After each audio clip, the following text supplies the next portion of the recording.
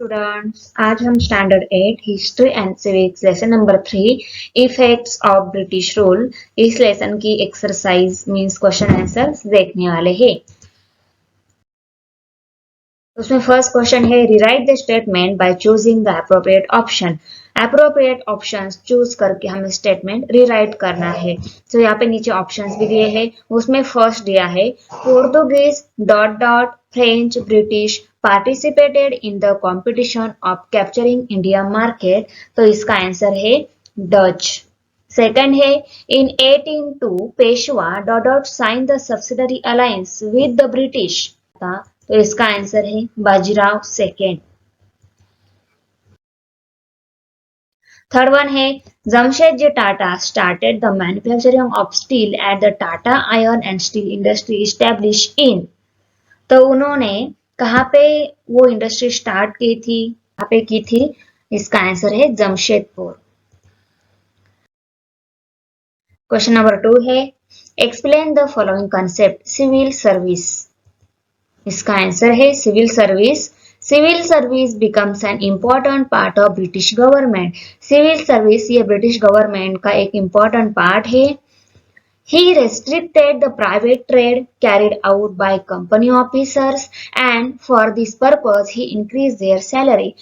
ये क्या करते थे, जो प्राइवेट ट्रेडर्स थे उनके ऊपर रेस्ट्रिक्शन लाते थे और उनके रेस्ट्रिक्शन लाने का जो पर्पस था उनकी सैलरी इंक्रीज कर देना।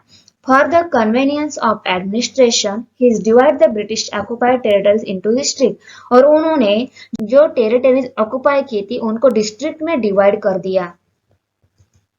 थर्ड वन है the district collector was the chief of district administration.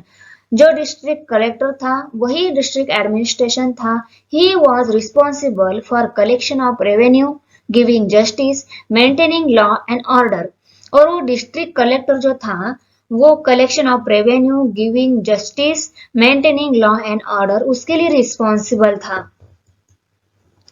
4 number the officers were appointed through competitive examination known as Indian civil services. Okay, और जो ऑफिसर्स थे डिस्ट्रिक्ट कलेक्टर ऑफिसर्स उनको competitive examination through appoint किया जाता था और वो exam थी Indian civil services. Okay, second है कमर्शियलाइजेशन ऑफ एग्रीकल्चर। इस कंसेप्ट को हमें एक्सप्लेन करना है। आंसर है commercialisation of agriculture initially food grains were cultivated by the farmers. Starting में फार्मर्स फूड ग्रेन्स उनकी फार्मिंग में कल्टिवेट करते थे। It is used to fulfil their domestic needs as well as need of their village, और उस grain की वजह से उनकी डोमेस्टिक नीड एंड विलेज की जो नीड थी वो फुलफिल हो जाती थी। थर्ड वन है the British government started giving more encouragement to cash crop like cotton, indigo, tobacco, tea etcetera.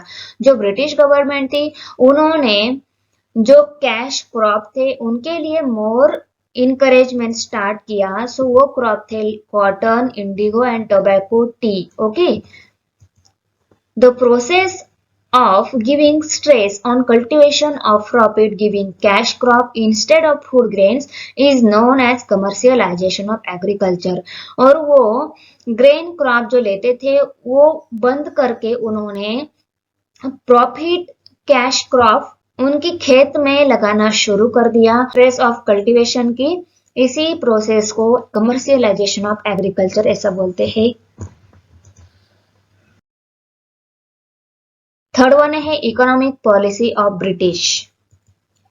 इसका आंसर है economic policy of British. First point है उसमें England was the modern nation.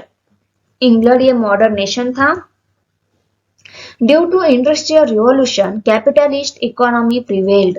Okay, industrial revolution की वजह से उनकी capital economy prevail हो गई। Hence, they inculcated an economic system in India, which was conducive to economic system in England. England में जो इकोनॉमिक सिस्टम थी वही इकोनॉमिक सिस्टम उन्होंने इंडिया में भी स्टार्ट कर दिया। Due to Britishers gain economic profit, but India started facing economic exploitation. But इसी इकोनॉमिक सिस्टम की वजह से इंडिया के लोगों को इकोनॉमिक एक्सप्लॉयटेशन फेस करना पड़ा। Question number 3, explain the following statements with reason. उसमें फर्स्ट है farmer in India become bankrupt. जो इंडिया के फार्मर थे वो बैंकरप्ट हो गए, क्यों? तो उसका रीजन है answer, farmer took a loan from many lender and the broker act as a middleman who exploit the farmer। Farmer money lender से लोन लेते थे और जो ब्रोकर थे वो मिडल मैन एक्ट होकर फार्मर की एक्सप्लॉयटेशन करते थे। सेकेंड है the farmer had to sell their product at a low price to the merchant. और फार्मर मार्चेंट को उनका जो प्रोडक्ट था वो लो प्राइस में सेल कर देते थे। And the middle man they had to sell whatever price it was demanded. ज्यादा डिमांड है तो उनकी प्राइस जो थी प्रोडक्ट सेल करने की वो ज्यादा लगाते थे। थर्ड वन है the farmer had to mortgage their land when they could not pay their loan back to money lender. This led to vicious cycle of taking more loans which eventually led to bankrupt। और इसकी वजह से वो bankrupt हो जाते थे। Question number 2 है there was decline of traditional industry in India। India की जो ट्रेडिशनल इंडस्ट्रीज थी वो डिक्लाइन हो गई यानी कि कम होने लगी। इसके पीछे क्या रीजन है? तो आंसर में आपको लिखना है the British government obtain herb taxes on goods exported from India to England. जो इंडिया में जो गुड्स तैयार होते थे उनको अगर एक्सपोर्ट करना है इंग्लैंड में तो ब्रिटिश गवर्नमेंट बहुत ज्यादा टैक्सेस लगाते थे। On the other hand very less tax was imposed on goods imported from England to India। जो टैक्सेस जो गुड्स इंग्लैंड टू इंडिया आते थे उनके ऊपर वो इम्पोज्ड यानी कि टैक्सेस बहुत कम लगाते थे। Also the goods manufactured in England were machine made and hence there was maximum production at minimum cost। और इंग्लैंड में जो प्रोडक्शन होता था जो गुड्स प्रोडक्शन होता था वो मशीन मेड था, ओके। और उसकी वजह से उनको मिनिमम प्राइस में मैक्सिमम प्रोडक्शन होता था। To complete with such cheap product was difficult for Indian artisan. इतनी कम प्राइस में प्रोडक्ट बनाना ये डिफिकल्ट हो जाता था।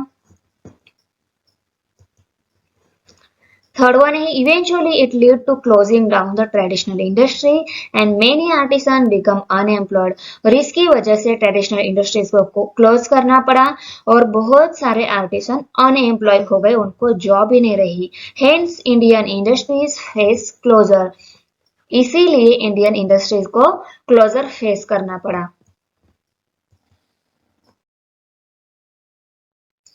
क्वेश्चन नंबर 4 है complete the following table person और वर्क। यहाँ पे लॉर्ड कार्नवालिस इसका वर्क क्या था? तो सिविल सर्विस का लॉर्ड कार्नवालिस का वर्क था। 5 सती प्रोहिबिशन एक्ट, कौन से पर्सन इस पे वर्क करते थे? उनका नाम है Lord William Bentinck. Third one है person Lord Dalhousie. Lord Dalhousie का वर्क क्या था? Widow marriage act. Established Asiatic Society of Bengal, ये वर्क कौन करते थे, कौन पर्सन करते थे? विलियम जोन्स, ये establish Asiatic Society of Bengal इस पे वर्क करते थे। Thanks for watching video. If you like my video subscribe my channel and press the bell icon. Like करो, कमेंट करो, शेयर करो। मिलते हैं नेक्स्ट वीडियो में। बाय।